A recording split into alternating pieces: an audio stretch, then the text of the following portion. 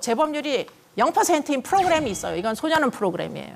그게 뭐냐면 제빵 치료 프로그램이에요. 빵 굽는 거를 가리킵니다. 그래서 제빵 제과사 자격증을 따서 내보내는 프로그램이에요. 그런데 그 소년원에서 제가 제빵반에서 자격증을 따고 나간 애들은 재범을 안 했어요.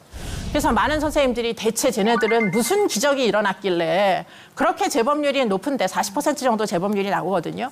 근데 쟤네들은 왜 재범을 안 했나? 너무 신기하잖아요. 그래서 이제 가서 이리저리 보니까 아이들은 결핍이 있는 거예요. 부모한테 보호를 못 받다 보니까 뭔가 이 배골문 어떤 배를 골마본 경험들이 있어요. 박탈감, 결핍 이런 게 있어요.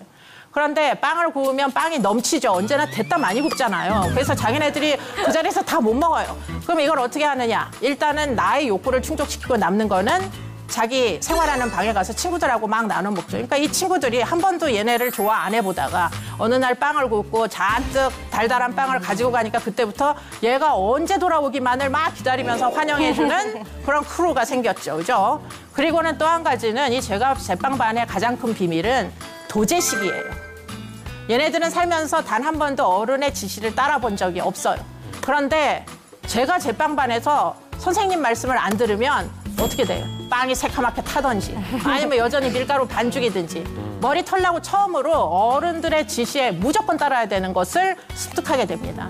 그러다 보니까 참게 되는 거죠. 이게 당장 꺼내보고 싶은데 참아야지 이게 빵이 되잖아요. 그러니까 그런 종류의 자기 조절력부터 모든 게 정말 아이들이 배워야 되는 것들 그대로 이제 회복이 되는 거죠. 아이들에게 필요한 건 어쩌면 학과 교육이 아닐지도 몰라요. 이 아이들에게는 결국은 이 아이들도 쓸모 있다고 인정해 주는 거, 그리고는 욕망을 어떻게든 결핍된 욕구를 충족시켜 주는 거, 그리고는 도제식 훈련, 그런 것들이 사실은 아이들한테 절실하게 필요한 거죠. 미국이나 뉴질랜드 같은 데는 그런 도제식 훈련을 부트캠프라는 곳에서 합니다. 물론 부트캠프의 효력이 성공했느냐 실패했느냐를 놓고는 범죄학자들 사이에서는 논쟁이 많이 있어요.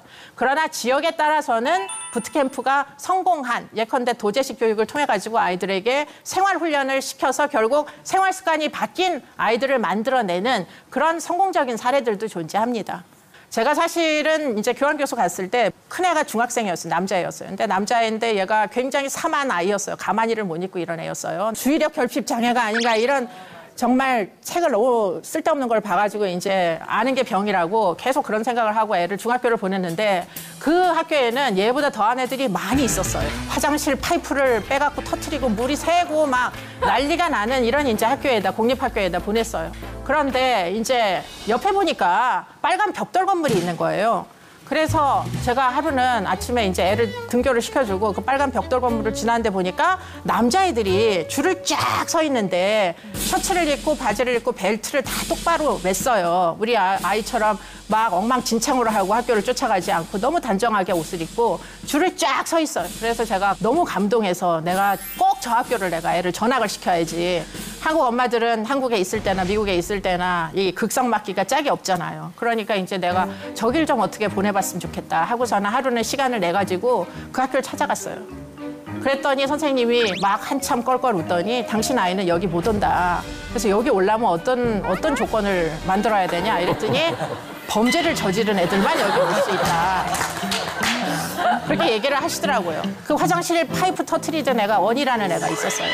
우리 아들이 맨날 학교를 그때 영어를 못했으니까 가면은 언니가 재밌어서 학교를 간다는 거예요. 왜냐면 얘가 맨날 사고를 치니까 언니 구경하다가 하루가 가는 거예요.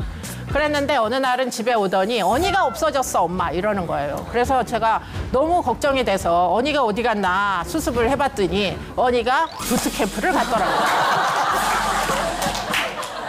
그래서 뭐 한 학기가 지나고 그 다음에 언니가 돌아왔어요. 그래서 제가 아들한테 물어봤어요. 지금도 언니가 재밌냐 물어봤더니 언니가 이제 재미가 없대요.